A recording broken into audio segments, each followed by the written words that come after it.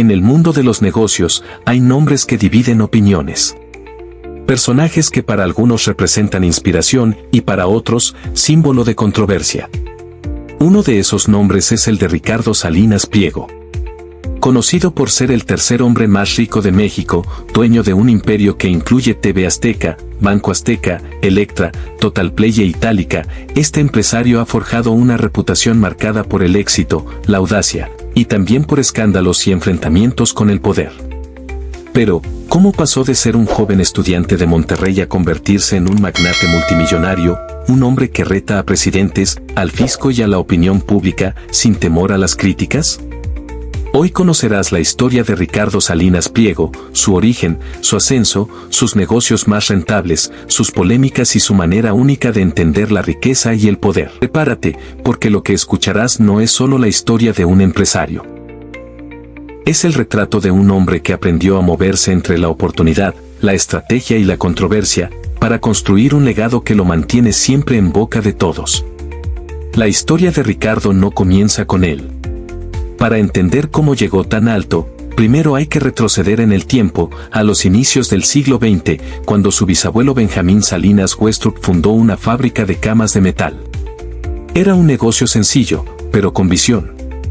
Con el tiempo, aquella pequeña empresa se transformó en Salinas y Rocha, una de las tiendas departamentales más conocidas de México en aquel entonces.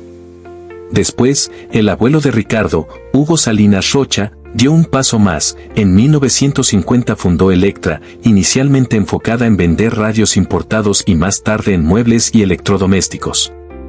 Electra tenía una propuesta diferente: vender productos a crédito en un país donde millones de personas no podían pagar de contado.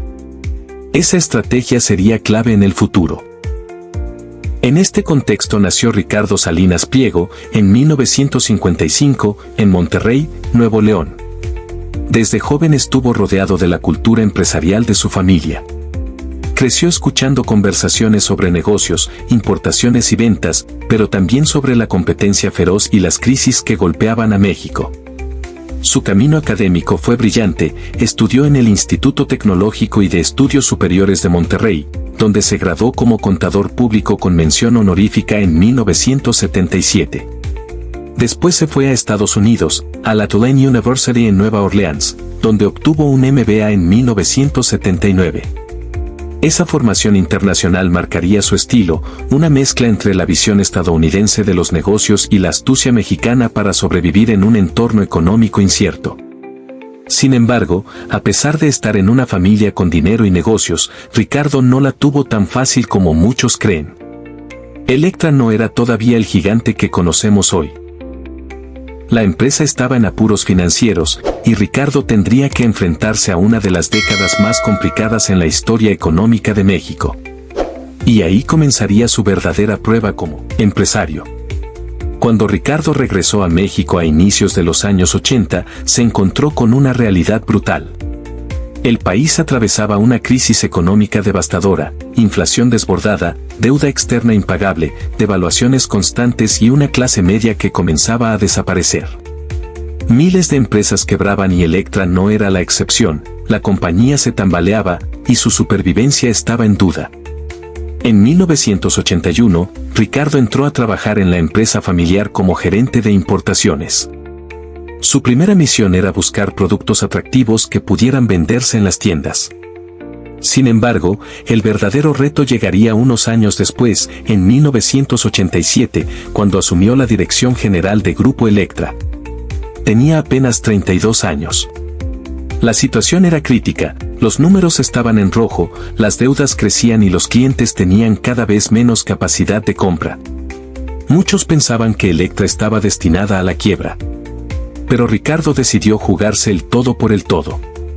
Su idea fue radical para la época: apostar por un modelo de ventas a crédito masivo.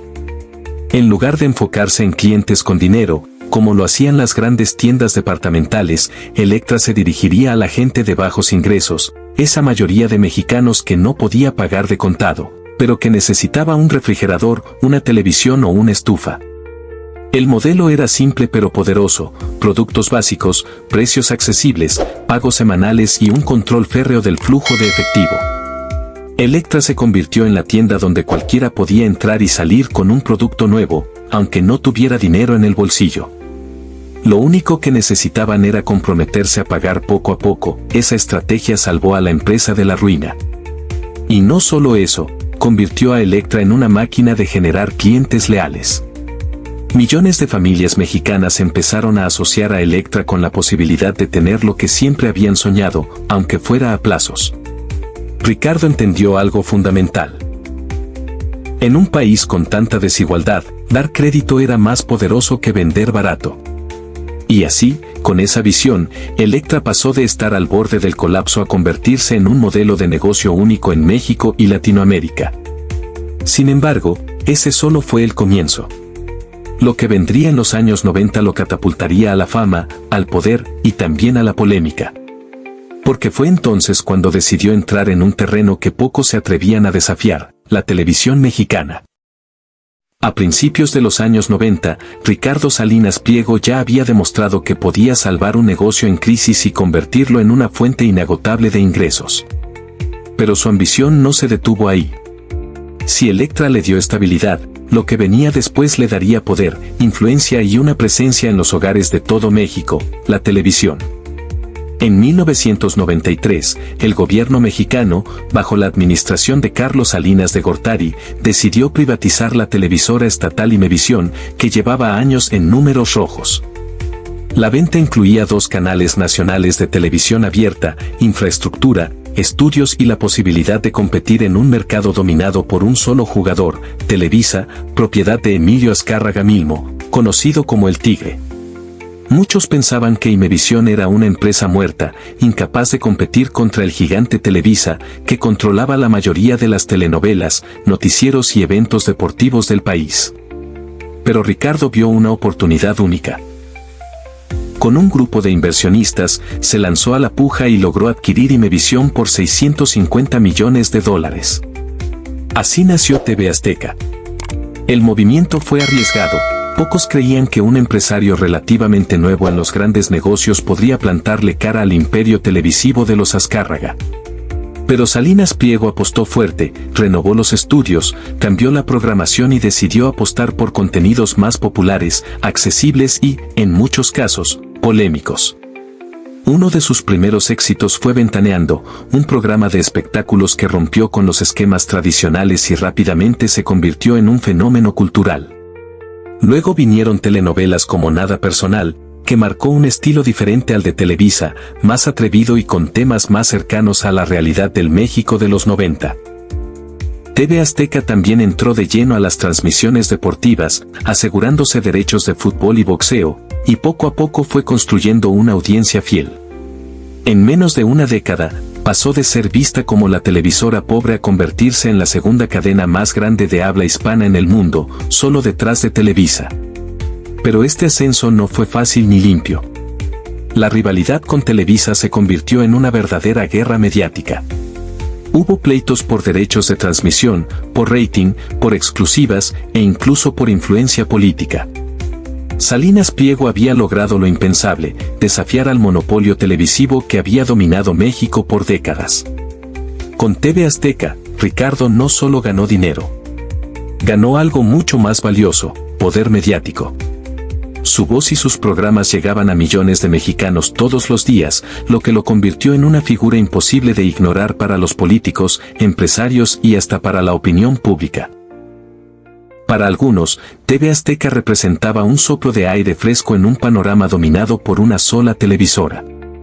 Para otros, no era más que un negocio oportunista lleno de programas sensacionalistas. Pero lo cierto es que, a partir de los 90, nadie podía hablar de televisión en México sin mencionar a Ricardo Salinas Pliego. Y aunque TV Azteca fue un hito en su carrera, todavía faltaba una de sus jugadas más audaces, convertir a Electra en algo mucho más que una tienda de electrodomésticos. Transformarla en un banco. Y con ello, abrirle las puertas a millones de mexicanos al sistema financiero. Después de consolidar a TV Azteca como la segunda cadena televisiva más importante del país, Ricardo Salinas Pliego ya tenía influencia, presencia mediática y una enorme base de clientes en Electra. Pero faltaba algo, transformar a esas tiendas en algo más que puntos de venta. Faltaba convertirlas en centros financieros que ofrecieran servicios que el sistema bancario tradicional jamás había querido dar. En México, a inicios de los 2000, la mayoría de la población no tenía acceso a cuentas de banco ni a tarjetas. Abrir una cuenta era un lujo reservado para una minoría de clase media y alta. Los bancos tradicionales veían a las familias de bajos ingresos como clientes poco rentables. ¿Quién se arriesgaría a prestarles dinero a quienes vivían al día? Ricardo vio ahí una oportunidad. Si esas mismas familias ya confiaban en Elektra para comprar una televisión o una estufa a crédito, ¿por qué no confiarían también en un banco que estuviera en la misma tienda? En el año 2002 nació Banco Azteca, con la primera licencia bancaria otorgada en México en más de una década. Su concepto era disruptivo: abrir miles de sucursales dentro de las tiendas Elektra, dar préstamos pequeños con pagos semanales, permitir depósitos en efectivo en horarios extendidos e incluso los domingos. Era un banco pensado no para la élite, sino para el pueblo. El modelo fue un éxito inmediato. Millones de personas que nunca habían tenido una cuenta bancaria, de repente podían ahorrar, pedir préstamos, enviar dinero o pagar servicios. Banco Azteca se convirtió en el banco de los no bancarizados, en el aliado de los que siempre habían sido ignorados por los grandes bancos. Claro, no todo era perfecto. Muy pronto comenzaron las críticas. Los intereses de sus préstamos eran altos, y muchos acusaban a Banco Azteca de aprovecharse de la necesidad de la gente. Sin embargo, también es cierto que, sin esa opción, millones de familias nunca habrían tenido acceso a un refrigerador, una motocicleta o la posibilidad de ahorrar de manera formal. Para Salinas Pliego, Banco Azteca fue mucho más que un negocio, fue la pieza que cerró el círculo. Ahora controlaba la venta de productos con Elektra, la influencia mediática con TV Azteca y el acceso financiero con su banco. Había creado un ecosistema donde el cliente podía ver la publicidad en televisión, acudir a Elektra a comprar el producto y financiarlo con Banco Azteca. Todo quedaba dentro del imperio de Grupo Salinas. El éxito de Banco Azteca fue tan grande que muy pronto se expandió a otros países de Latinoamérica, llegando a Honduras, Guatemala, Perú y hasta Panamá. Y mientras la red crecía, también lo hacía su reputación como un empresario capaz de ver oportunidades donde otros solo veían riesgos. Pero Salinas Pliego no se detuvo ahí. Con la llegada del nuevo siglo y la revolución digital, entendió que la siguiente gran batalla no sería en las tiendas, ni en los bancos, ni siquiera en la televisión.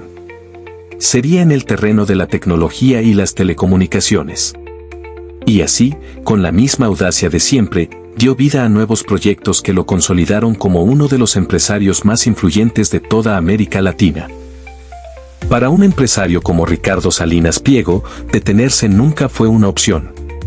Con Elektra, TV Azteca y Banco Azteca ya había asegurado 3 pilares de su imperio: comercio, medios y finanzas. Pero en su visión, aún quedaban industrias clave por conquistar. Y a inicios de los 2000, 2 de ellas brillaban con fuerza: la movilidad y la conectividad. En 2004, Salinas lanzó un proyecto que pocos imaginaron que tendría tanto impacto: la marca de motocicletas Itálica.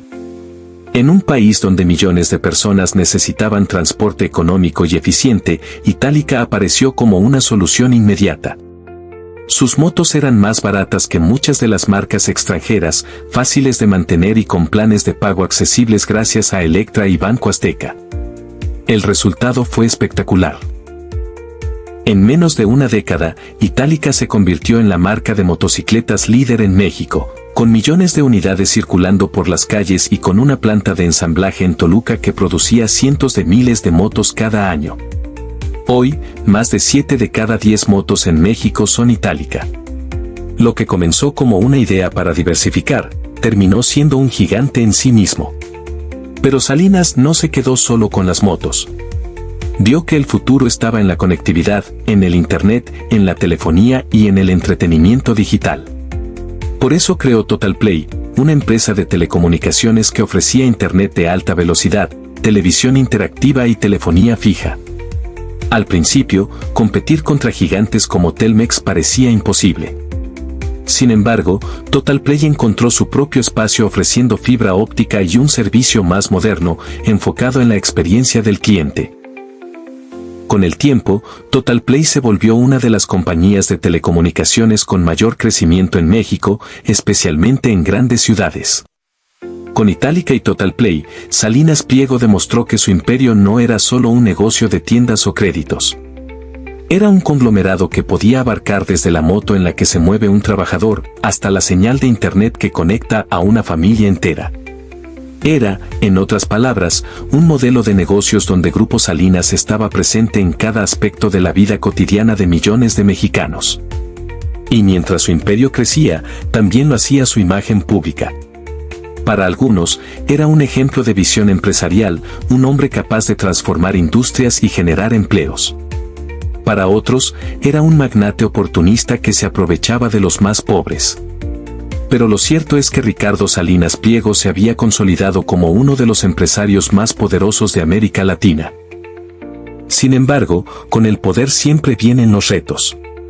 Y en los últimos años, el magnate ha enfrentado polémicas, disputas fiscales millonarias y batallas legales que lo han colocado en el ojo del huracán. Porque si algo caracteriza a Salinas Pliego, es que no se esconde ante el conflicto. Al contrario, lo enfrenta de manera directa, incluso en público y a través de las redes sociales.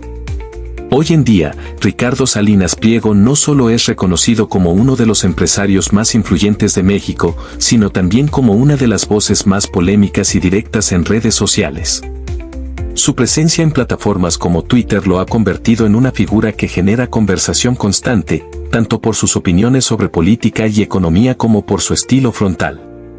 En la actualidad, continúa al frente del Grupo Salinas, impulsando proyectos en medios de comunicación, telecomunicaciones, banca y comercio, además de apostar fuerte por la innovación digital. Su historia demuestra que, con visión, disciplina y atrevimiento para tomar riesgos, es posible construir un emporio desde cero. Más allá de las controversias, su legado como empresario deja lecciones de perseverancia y audacia que inspiran tanto a emprendedores como a futuros líderes que buscan transformar la realidad a través de los negocios.